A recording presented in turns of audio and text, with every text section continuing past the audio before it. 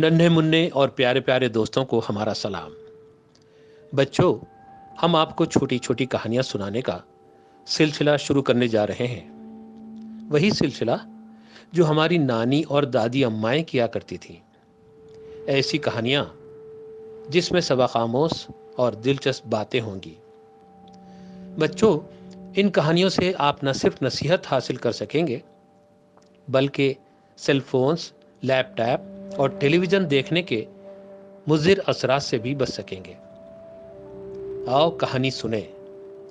اس عنوان کے تحت ہم جو کہانی آپ کو سنانے جا رہے ہیں وہ شیخ سعدی رحمۃ اللہ علیہ کی کتاب گلستان سے لی گئی ہے، اور اس کہانی کا عنوان ہے بیمار بادشاہ۔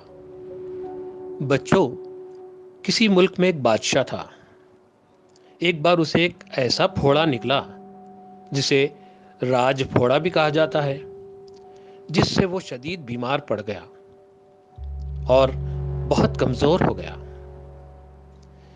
بادشاہ کا یہ حال دیکھ کر ایک نمکخوار نوکر نے کہا، عالیجا، اس شہر میں ایک بزرگ رہتے ہیں، پرہیزگاری میں جن کا کوئی جواب نہیں۔ جو بھی اپنی مشکل ان کے پاس لے جاتا ہے وہ وہاں سے کامیاب واپس آتا ہے۔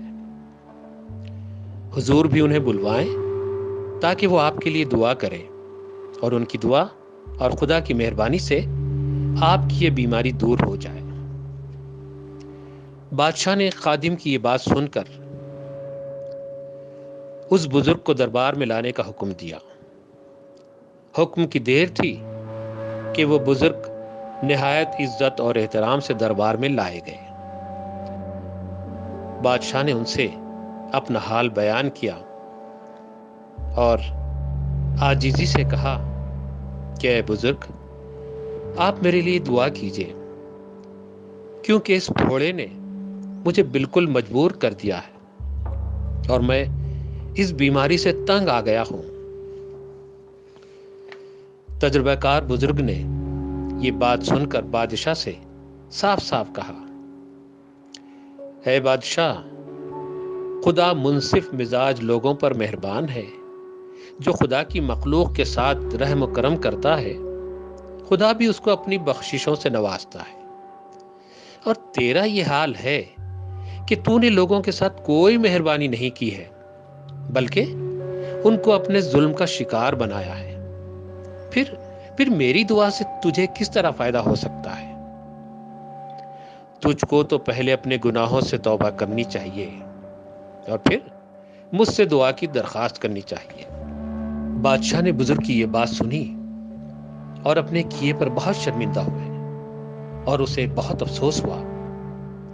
اس نے فوراً ہی حکم جاری کیا کہ جو لوگ بے قصور جیل میں بند ہیں انہیں رہا کیا جائے اور تمام ریاست کے غریبوں میں اناج تقسیم کیا جائے۔ اس کے بعد بزرگ نے 2 رکعت نماز ادا کی اور خدا سے گڑ گڑا کر بادشاہ کے لیے دعا کی کہ آسمانوں کے بلند کرنے والے، تو نے بادشاہ کو نافرمانی کی وجہ سے مصیبت میں مبتلا کیا تھا، اب اس نے توبہ کر لی ہے۔ اس صلح کے سبب اسے تو معاف کر دے۔